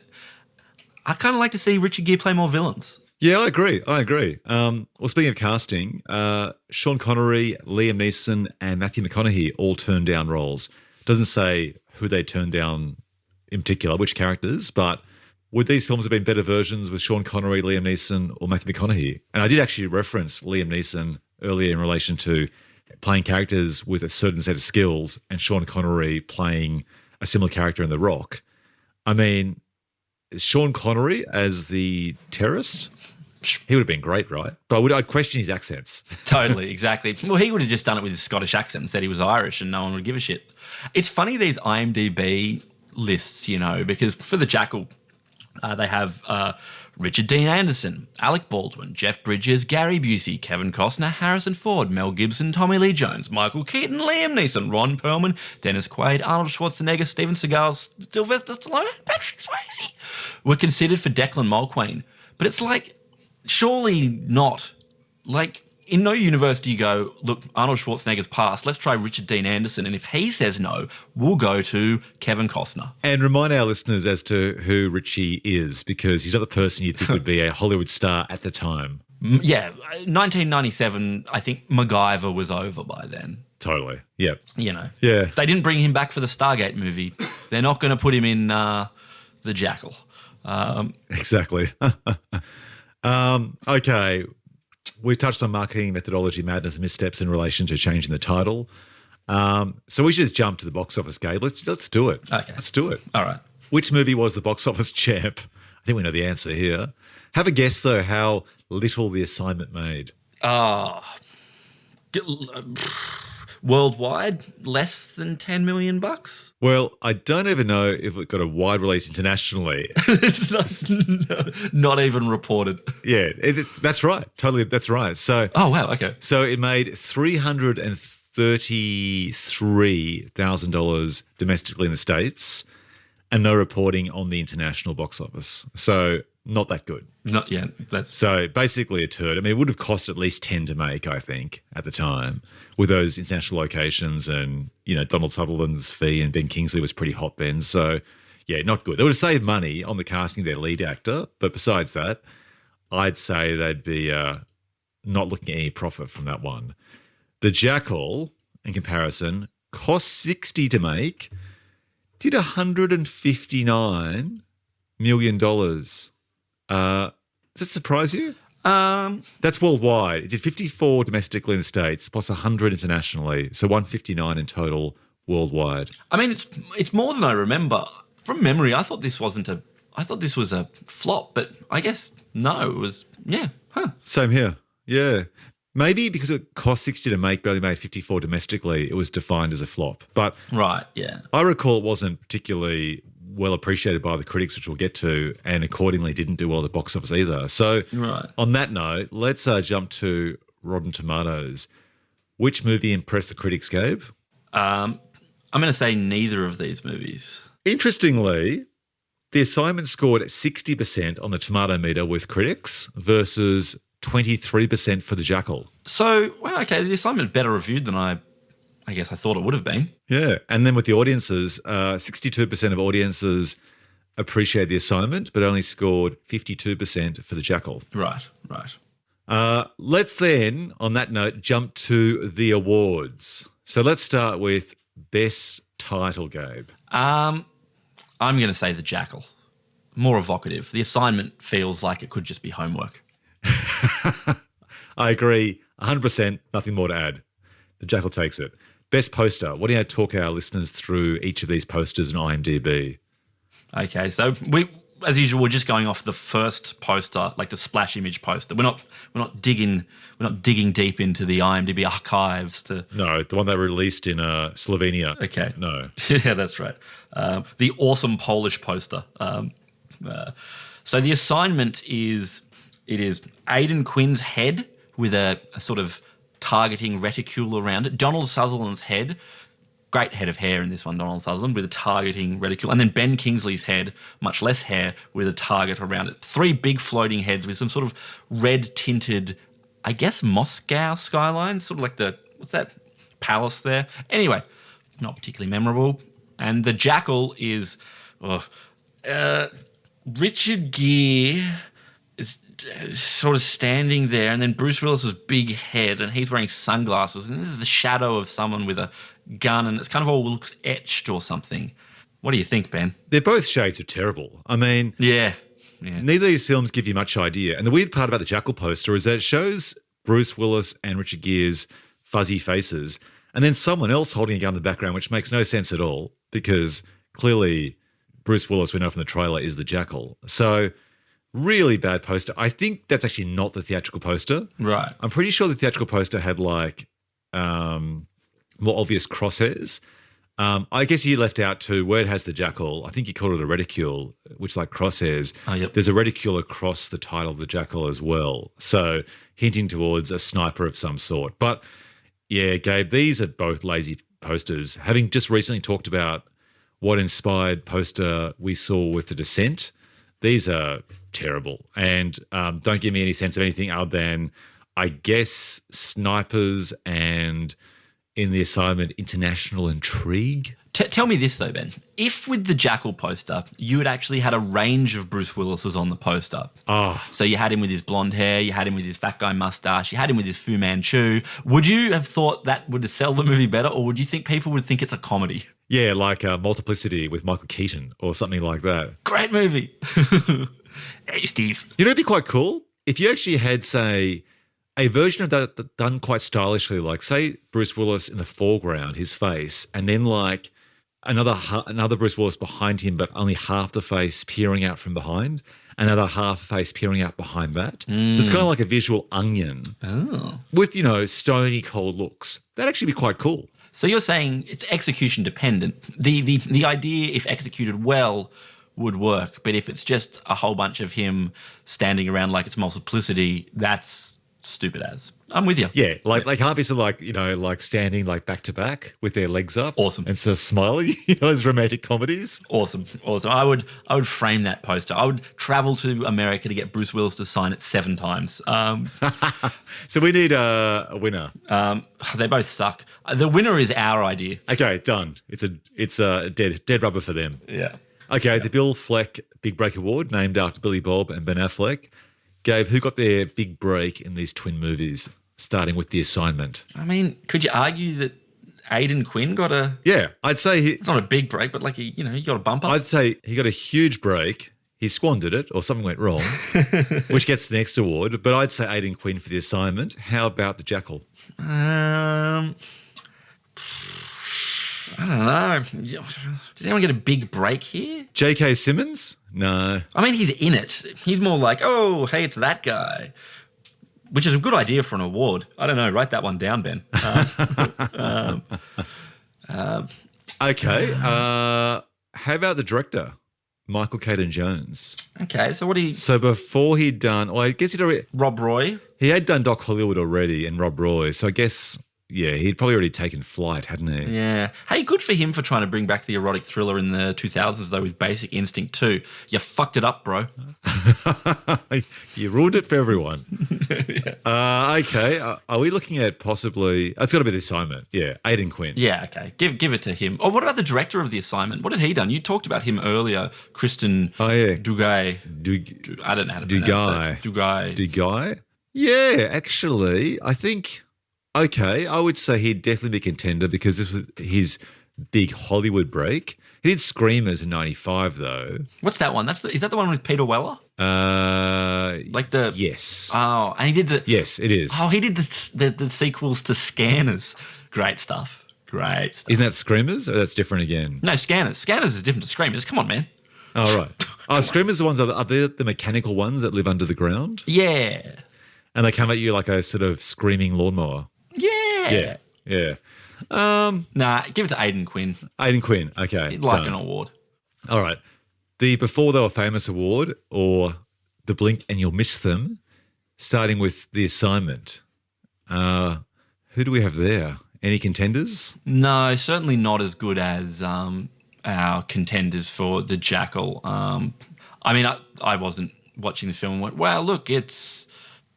No, nobody... Which sucks. I'd say, okay, there was Sophie Onconito. Yeah, totally. Plays Jamaican girl. So yeah. I guess some people would recognise her from, what's the most prominent work? Hotel Rwanda, Ace Ventura, After Earth, Aeon Flux. A lot of TV work as well. Yep. There's J.K. Simmons, but I think he was probably more established by then. So Daniel Day Kim. I'm thinking Daniel Day Kim's in it. Oh, yeah. So, and I mean, Jack Black could be a contender for this award, surely, right? Like, ooh, yes. Like this was right on the cusp there before he really. And he's so charismatic. All right, it's gonna be Jack Black, okay? Yeah, okay. Done. All right, moving on to the Tommy Lee Jones Show Stiller Award. Who stole the show despite being in a small or poorly written role? Starting with The Assignment. Ooh, small or poorly written. I mean, so he can't say. Well, I like Donald Sutherland in this. His role was too big. I mean, does it count as poorly written? I don't know. There's not much to it. I can't see any contenders, to be honest, that jump out. No. No. How about in The Jackal? I mean, Diane Venora. Like I talked before, I feel she's a bit of a scene stealer. She's certainly a scene chewer. Yeah. I mean, for audiences that don't know her, if you watch Heat in 1995, where she plays Al Pacino's wife, and then you watch her in this film, she's unrecognisable and an entirely different character, for better or worse. But yeah, okay. Yeah, Gabe, I think we'll give it to her. Okay, why not? Show Stiller.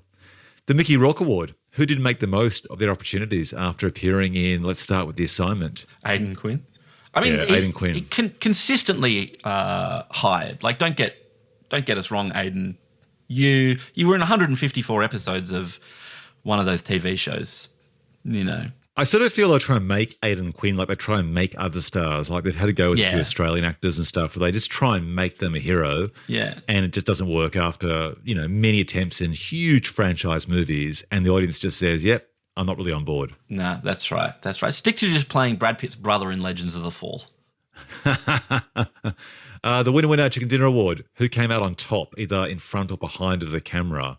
I would say if I was the director of The Assignment, Christian, I'd be feeling pretty good. My film didn't make any money. No one saw it. But I look at the film as the finished product. I'd be happy with that. But then that's just an internal feeling that makes me feel good at nighttime. Right. I don't think it helped him for his career. Well, you think? If you'd done Scanners 2 and Scanners 3, The Takeover, and Screamers, this probably felt like a bump up, more sophisticated, Yeah, true. globe-trotting actors of, because after this he did like Extreme Ops, which is not. Yeah, it went pear-shaped after this. Yeah. Okay, how about over on The Jackal there? What do you reckon? I mean, Michael Caton Jones, this would have to be one of his better films. I don't think Bruce Willis, Richard Gere, Sidney Poitier, Diane Venora can really look back at this as like one of their highlights. And certainly the original screenwriter of the first film and the novelist aren't happy about it. So I don't know. I'm struggling there as well. I think we'd be looking at the director of The Assignment, Christian Duguay. Okay. All right. Best Dialogue Award. Gabe, any favourite quotes that jump out? For The Assignment? Yeah. Can I help you out with one? Yeah. When Jack Shaw says, the song says there must be 50 ways to leave your lover. Make it 51. Oh, yeah. Doesn't someone say at some point, don't think about cheating on your wife, thinking about it as fucking for your flag? Do they actually say that, or is it actually like just a piss take? No, I think that's. I mean, I don't think it's delivered as well as I just delivered it. But you know, okay. How? Any others? For The Assignment, not that I recall off the top of my head. No, not really memorable, is it? Yeah. Yeah.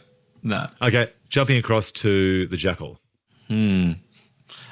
This movie takes itself so seriously. You know, there's that stuff. I think it's almost the top memorable quote on The Jackal on IMDb, where you know the Valentina, who's Diane Venora, is talking to Declan, Richard Gere, and they're talking about the girlfriend or something, and they're like, she's Basque, and she's like, yeah, and they say Basques live by their vendetta. If they hate someone, it's to the death. It's the same when they love, and it's like, turn it up.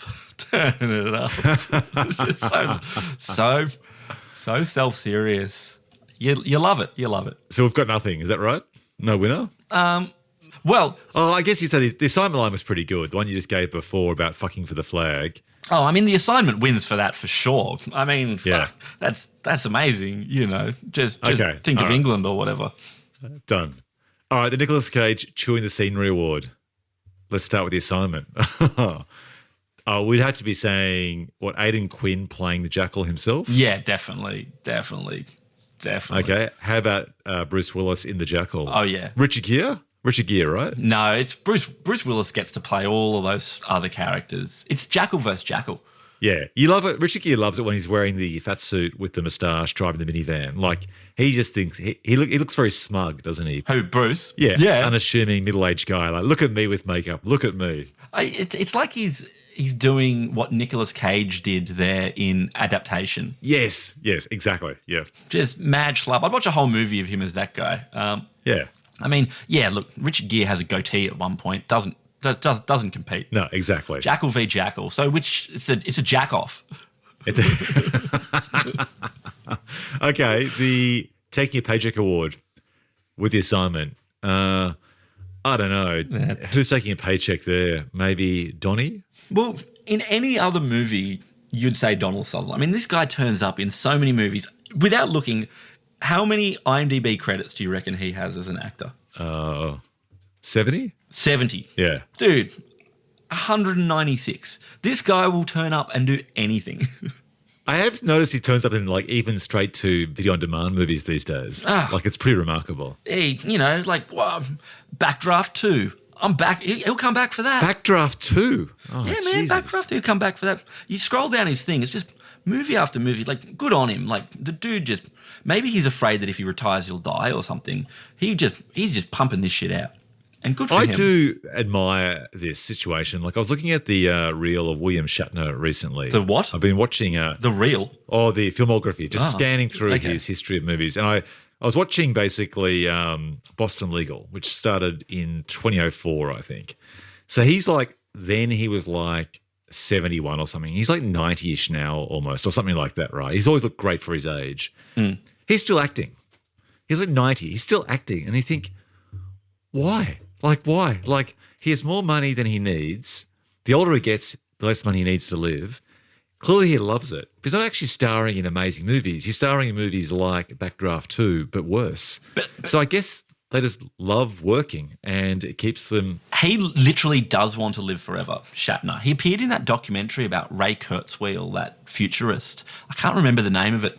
And he takes like 46 pills a day to try and literally live forever. That makes sense though, because he does look incredible for his age. Like he doesn't have like any of those features of someone of his age in terms of his skin, in terms of elasticity or blotches or his hairline. He looks amazing. So whatever he's taking, I don't know if it's, causation or correlation, but he's looking good for his age. Good on him. Good on Shatner. All right. How did we get to Shatner again?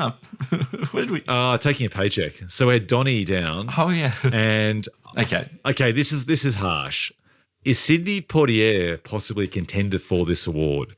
Someone who rarely acted over his entire career on screen, right? This is the final film he's in. Just to give you an idea of what he was in around the same time, it was very odd. So you mentioned Sneakers 92. His 55 credits, but it goes A Piece of Action 77, 11-year break, Shoot to Kill in 88, Little Nikita 88, Separate but Equal 91, Sneakers 92, 3-year break, and then 2 episodes of a TV show called Children of the Dust, To Sir with Love 96, Mandela and de Klerk TV movie 97, he played Mandela, The Jackal 97, then he does 4 more movies, 4 TV movies, and then he's out, he's done, one and done, and dies. You know what's interesting about Sidney Poitier though? Like everyone thinks about him as this like very, serious actor. And yeah, like the films that he was most famous for are very, he plays them very seriously. In the Heat of the Night, Guess Who's Coming to Dinner? But as a director, he directed some terrible comedies and some good comedies. But he directed, did you know, Ben, Sidney Poitier directed Ghost Dad, the Bill Cosby movie where Bill Cosby is a ghost and a dad. Oh, wow. Yeah. That hasn't aged well for all sorts of reasons. Gee. Yeah, totally. He directed a couple of Gene Wilder movies, the one he did with Richard Pryor and Gene Wilder, Stir Crazy, is pretty good.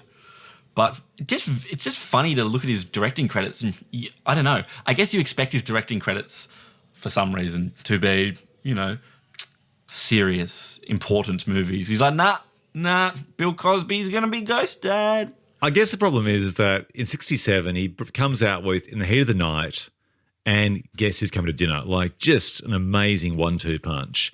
With the presence of those 2 films, and then he's always had that certain gravitas on screen and was an exceptionally articulate actor, right? That I just think basically, for better or worse, he was defined by that for the remaining 50 years of his life. Totally. And in some ways, I mean, in the Heat of the Night, that character, Detective Virgil Tibbs, I mean, you see shades of that in the character he's playing here in The Jackal, just the earnestness of it and the strong moral compass. It's a similar character that has a lineage to that character back then. So I don't know. I think we're looking at giving it to him, right? I don't know. You mentioned him. This was definitely before Bruce Willis's serious paycheck phase. So I don't really think this is that. So look, if you want to give it to Sidney Poitier, by all means. Done. All right. Moving on to the Stephen Tobolowsky Award. Which actor triggered, hey, it's that guy, Gabe? Let's start with The Assignment. It was pretty. Again, it's pretty. Not many. It was a Euro film, so there aren't as many recognisable actors. Euro film. It was a Euro film. How am I supposed to know who any of these people are? Yeah, I've never heard of Claudia Ferri or Celine Bonnieri or Liliana Komorowska-Rari. If they haven't popped up in a Marvel movie, they don't exist. That's right. Fuck them. Sure. So The Jackal. How about The Jackal? Well, like we said, J.K. Simmons? Totally. And I think this was pre J.K. Simmons, really kind of the ubiquity, the joy of J.K., It was pre-Spider-Man. It was pre that drumming movie, whatever it's called. Yeah. Where he appeared everywhere and he just had so much authority on screen. Here actually, he's a bit more emasculated, right?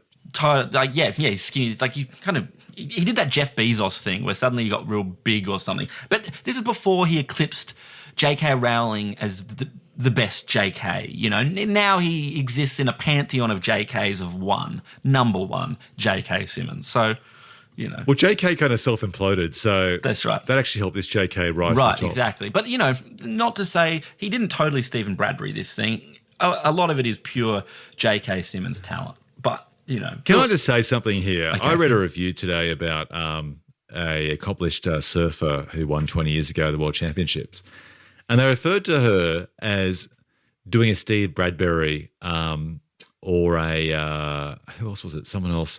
But they kind of aligned the Stephen Bradbury as being an underdog and then against great odds winning. No. That to me isn't Stephen Bradbury. Stephen Bradbury is basically like, you're good, but you're not the best. And then a series of unfortunate accidents happen to other people and you succeed so you unwittingly win. That's to me the definition there. Yeah, yeah. What do you think? Also, if you're Australian, you'd have no idea who we're talking about if you're not Australian. So Google Stephen Bradbury. Long story short, America. it was Winter Olympics. They wouldn't know, right? Yeah. They were racing around the ring and the first, 5 people? Everybody all slipped. Everybody else.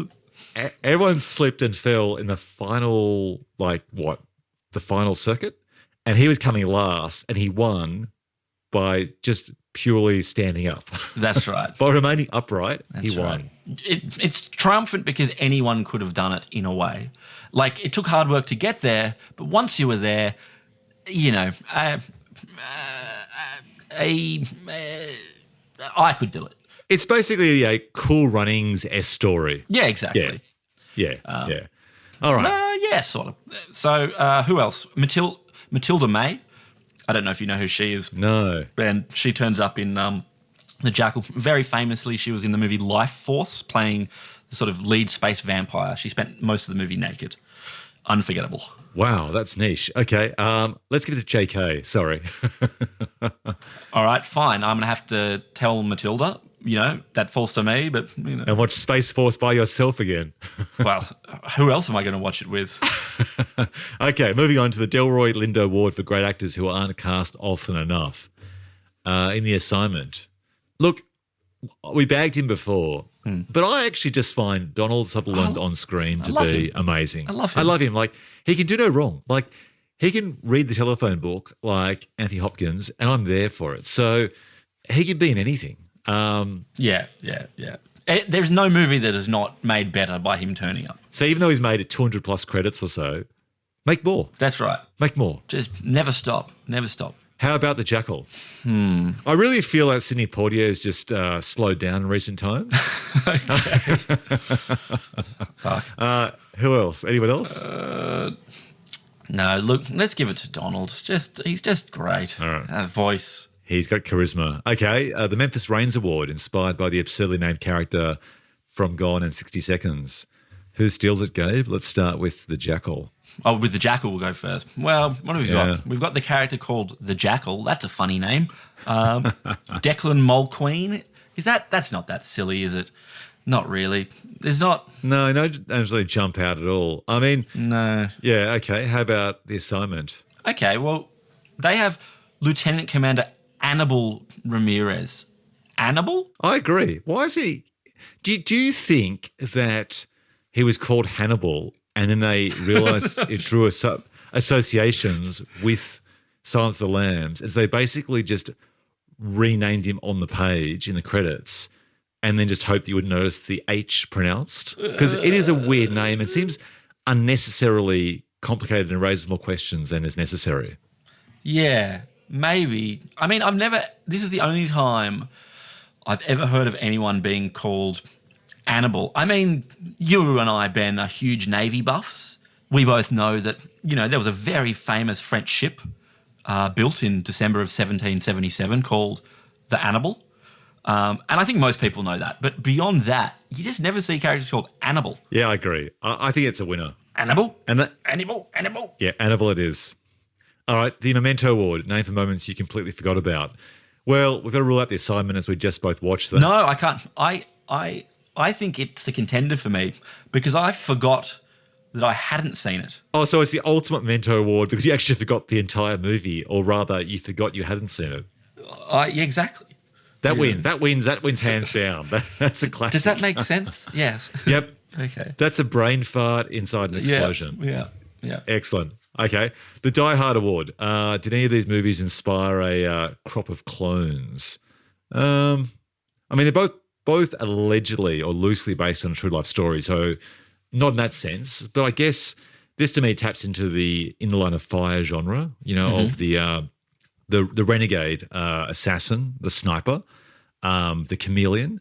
Can you think up top of your head, and this isn't a loaded question because I can't, I'm just trying to think of anything that is, an iconic chameleon movie. I guess Face Off is really the ludicrous extension of all of this, right? Sure. I'm pretty sure Oliver Assayas was not inspired by either of these movies to make his excellent miniseries about Carlos the Jackal. And given that it was made, I don't know, 17 years later or something, unfortunately we can't include that in this series of movies, but goddamn, that is a good movie. And I'd feel bad if I didn't fit into this podcast somewhere. Go watch Oliver Assayas' Carlos, starring Edgar Ramirez. Ooh, so good. Yeah, I do love Edgar Ramirez, so I might watch that. Yeah. Well, that brings us to a perfect time. It's time for that time where we discuss the Milking the Speed Cow Dry Award, named after the infamous sequel Speed 2. Love to milk that cow. So, milk that cow, Gabe. So imagine this. Let's say there's an opportunity to make a sequel to The Assignment or The Jackal, and they're both action biopics based on those two chameleons, Carlos the Jackal. Okay. So it is even possible, Gabe, either literally or figuratively, can we make a sequel to either of these movies, and what's our pitch to make it? Go. Okay, here it is. Donald Sutherland turns back up at Aidan Quinn's house after The Assignment and says, you've got to come out of retirement. There's a third twin. Genius. What if it turned out that in the Assignment, he actually finds out he is actually the real-life twin? They do a DNA test. That's why he looks so similar. Oh, yeah, okay. He has to go back and kill his brother. It's called The Assignment of the Brother. Oh, the reassignment. Well, I mean, I guess in some ways that's what that film was by, is it Walter Hill, The Assignment, right? Isn't that the ultimate kind of chameleon movie where someone, well, in this case against their own will, undergoes gender reassignment surgery. Wow. And then goes from being an on-screen male character to a female character, I think. Yeah, that's a premise. It is a premise. It's a problematic premise. Okay. I like that idea you had earlier, which is what if at the end of The Assignment you did reveal that Carlos had actually switched himself with Annabelle, and then Donald Sutherland realizes this and has to prove that, or Donald Sutherland teams with Annabelle's wife to prove that the man I married is not my husband. He is, in fact, international terrorist Carlos the Jackal. So basically it could be like season 1 of Homeland. So in that film there, that character comes back from war and it's suspected that he might actually have been converted to being a sympathetic terrorist whilst being in captivity. And the entire first season is questioning, is he actually a convert or not? And the end is revealed, spoilers for Homeland season 1, that he is. But by that stage, he sort of developed a relationship with his CIA handler, which complicates the whole matter. So it'd be kind of like that, right? So, for example, the real Carlos Jackal now has perfect access to an intelligence agency to therefore commit the ultimate assassination on a particularly big political figurehead, and no one believes, maybe his wife actually deep down inside feels something's up. You know why, Ben? Because he's just going downtown. I mean, all the time. The problem is that unless she dies in the film falls apart because she has to ask 3 questions like, where do we get married? Where do we spend our holidays in 1991 or whatever? And he falls apart. So perhaps she might die at the very start of the movie so she can't interrogate his history. And therefore it just becomes a film about a bit of a cat and mouse game between him and Donald Sutherland. That's one version of it. Yeah, okay. Look, that's not a bad pitch for a sequel to this. Sure. Don't mind it. What about Son of the Jackal? I like the idea of him being inside. Yeah, okay, Son of the Jackal. So who's son? So what if, say, either film you could do this with is that either I guess in The Assignment makes more sense that guy being a bit of a Don Juan DeMarco has fathered a child, is sired an offspring somewhere, and that person picks up the mantle to carry on his father's legacy. But if you're thinking about making a profitable sequel, the studio will be looking to us to say, well, the Jackal had Richard Gere, Bruce Willis. We can get one of them back. Maybe Jack Black. Let's do it where one of their sons or daughters, maybe the daughter, mix things up, carries on the mantle. So Jackal Pup, are they a terrorist too? Well, that's okay. So to tease it out further, either they could be a terrorist too to carry on the work that their parent, their father, couldn't do, or the hero of the film is a terrorist. Back to that whole expression, one person's terrorist, another person's freedom fighter, and perhaps they lost someone to Donald Sutherland and his mission, and they're coming back to seek revenge, or trying to track down the alive Jackal from the assignment to finish off the job that the CI left undone. Okay, what about this? It's 23 years later. The original Jackal film, Day of the Jackal, was made in 1969 or something like that, right? Is that right? Something like that. Yeah. Are you thinking a remake? Well, maybe. 1973, sorry. So it's almost the same amount of time. Are we due for a Jackal remake? It was so obvious. It was right in front of us all the time. You know what?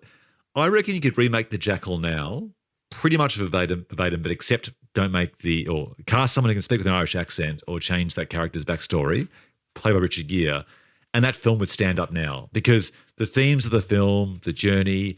I did say you're in a world now of facial recognition and mobile phones, but I think you could work around that, and the logic would be is that the character doesn't use mobile phones and hides his face at gas stations and stuff because we live in a world with high surveillance. Totally. So they can't rely on those tools.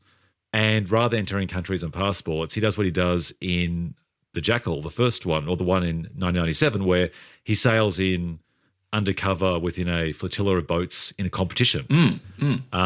So he does more stuff like that. I mean, it feels like that makes more sense these days than it did then. You know, the ubiquity of surveillance would mean that there wouldn't be a moment in his life where he hasn't worn a disguise by now because he just has to. So if you made this film, I think you have to up the stakes. I think it's a bit too ambiguous who the victim is. It's a bit of a surprise at the end who his target is, but I mean, I think you'd probably go for something much more like a higher profile president or leader, because why not? That just makes the stakes higher. But what would you improve on or do differently besides modernising it for today's technology and besides having a better Irish accent? What would you do differently in a remake now where we've got full carte blanche to take the existing script and do whatever we want with it? I wonder if there's a way to incorporate the disguises even more into his plan. Like it's can we sort of mush together the assignment and the Jackal in a way? Because these are our two twin movies, in that he has to disguise himself as his target or something. So the disguise element is absolutely central. Like in the Jackal 1997, he dresses up as a cop, sure. But he could have dressed up as anything, right? It's his big machine gun that's doing all the heavy lifting. Can we somehow just make the disguise the key? Okay, I like what you're thinking here. It's basically taking the best of both movies. I really do like in The Assignment where he has to actually take on the mannerisms and so on of his target to get information from one of the ex-girlfriends. Because the stakes are high, right? Because if he fails, then she'll alert the real Jackal to the fact that he's being chased and the whole thing falls apart. And, you know, he could get killed at any stage. We always talk about, you know, we talked before about those erotic thrillers where there's a risk of there being a knife under the bed during a sex scene or whatever. So it kind of adds like danger to the journey. Whereas in the Jackal, you never get the sense that Bruce Willis's character is actually in danger himself, right? No. He's killing people, but if you were able to inject the danger that Aidan Quinn's character experiences in the Jackal, plus the journey to inhabit various disguises that Bruce Willis does, it's the best of both worlds, I think. Yeah. Like modern movies, though, you'd also be like, so who's the opposite of a man who wears disguises all the time? A man who never wears no, that doesn't quite work. A man who cannot wear disguises because he's too sweaty. The prosthesis just fall right off. A man who's so famous that like what's his alter? Like what is the yin to his yang? The heads to his tails. The flip side of his coin.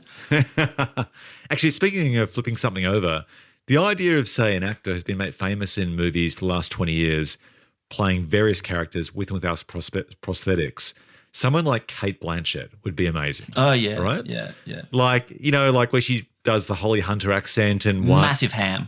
Yeah, but this to me would be the best of her, right? Because I love Cate Blanchett, but she can also be sometimes like Ben Kingsley at 20% higher than required. I'm thinking of, for example, The Aviator, where she was playing a real life character, which is a bit more complicated, but imagine her doing her Holly Hunter accent in one scene and then doing a British accent in the other and playing a striking femme fatale in one scene and then playing a dowdy sort of low-key soccer mum in another. She'd be great. I love it. She'd be amazing. I think that's what we do. And I think then the title is obvious. What's a female jackal called? The Jackaless?